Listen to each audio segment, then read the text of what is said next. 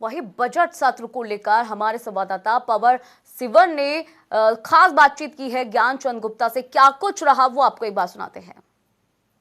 हरियाणा विधानसभा के बजट सत्र का आज आगाज हो रहा है और मेरे साथ इस वक्त हरियाणा विधानसभा के अध्यक्ष ज्ञानचंद गुप्ता है और सबसे सुंदर तस्वीर हरियाणा विधानसभा परिसर में लगी है। डॉक्टर भीमराव अंबेडकर की प्रतिमा का आज अनावरण हुआ है।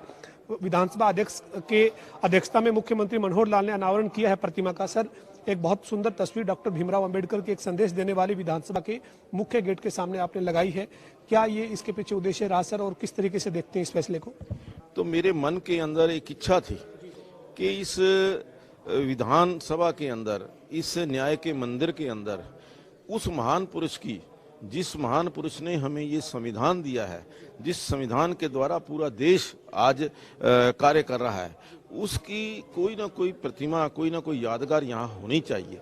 तो उस दृष्टि से हमने निर्णय लिया कि यहाँ पर डॉक्टर बाबा साहब भीमराव अंबेडकर जी की प्रतिमा का स्थापना की जाए और उसके साथ साथ जो हमारा संविधान है और संविधान की जो हमारी कॉपी है, मूल कॉपी है, वो हमने यहाँ पर वो भी रखी है, ताकि जो भी हमारा सदस्य विधानसभा के अंदर एंटर करता है वो भीमराव अंबेडकर जी से प्रेरणा ले और संविधान से प्रेरणा ले कि हमें संविधान की मर्यादा का पालन करते हुए, अपनी इस विधानसभा की गरिमा को रखते हुए, विधानसभा के मान और सम्मान का ख्याल करते हुए हमें विधानसभा के अंदर आचरण करना चाहिए और देश के विकास के लिए, देश की तरक्की के लिए हम सबको मिलकर के काम करना चाहिए। स्पीकर साहब, ये तस्वीर विधानसभा का जो एंट्री गेट है उसके ठीक सामने लगी है। इसी तरीके से सदन के जो गेट के सामने आपने जो है वो गीता की जो है वो बुक रखी है, वहां पर भी आपने जो है वो एक संदेश देने की कोशिश की है। इस तरीके की पहल करने का विचार क्यों आया सर?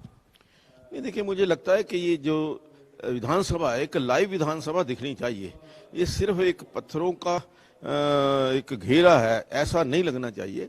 हम जिस भी परिसर के अंदर रहते हैं, जिस बिल्डिंग के अंदर रहते हैं, उस बिल्डिंग के अंदर जिस पर्पस के लिए हमने वो एक्वायर किया है या जिस पर्पस के लिए बनाई गई है, उसका वास्तविक स्वरूप वहाँ नजर आना चाहिए। और जहाँ तक आपने कहा कि गीता का जो संदेश है, जो भगवान श्री कृष्ण ने अर्जुन जी को दिया था, ये मैं समझता हूं कि हरियाणा की पहचान है। हरियाणा प्रदेश की पवित्र भूमि के ऊपर कुरुक्षेत्र के अंदर भगवान श्री कृष्ण ने अर्जुन को गीता का संदेश दिया था।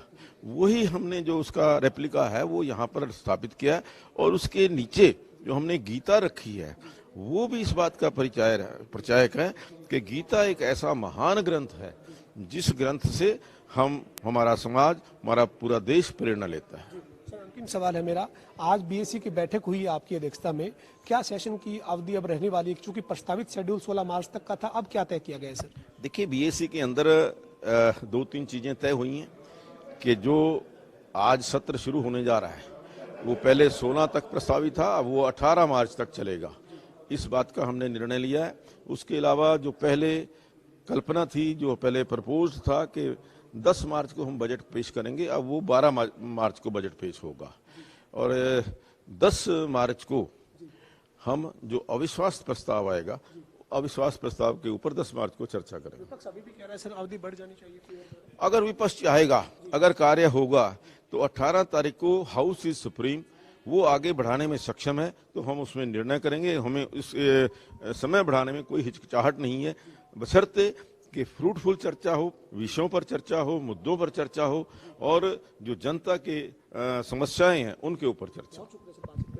तो ये हमारे साथ हरियाणा विधानसभा के अध्यक्ष ज्ञानचंद गुप्ता थे, जिन्होंने जानकारी दी है कि डॉक्टर भीमराव अंबेडकर की प्रतिमा का अनावरण हुआ है। इसके साथ ही जो बजट है वो 12 मार्च को पेश होगा और अवधि जो है वो 18 मार्च तक तो तय हुई ही है, लेकिन अगर सदन की सहमति होगी तो इसको और आगे भी बढ़ाया जा पाएगा। वीडियो जर्नलिस्ट विजेंद्र सिंह के साथ पवन सिंह और जनता टीवी, चंडीगढ़।